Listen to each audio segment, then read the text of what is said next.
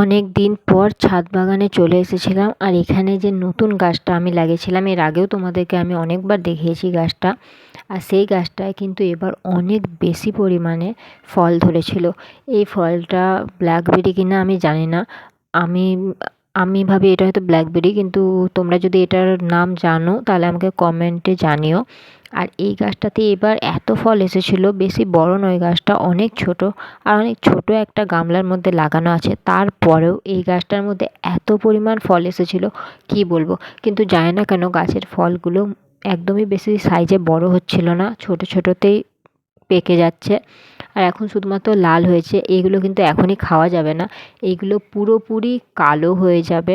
পুরোপুরি যখন কালো হয়ে যাবে আমি তোমাদের সাথে আবার শেয়ার করব। এখনও পর্যন্ত এগুলো কালো হয়নি, এগুলো খেতে গেলে এখন কষা লাগবে। কালো হয়ে যাওয়ার পরে কিন্তু এগুলো অনেক বেশি মিষ্টি লাগে।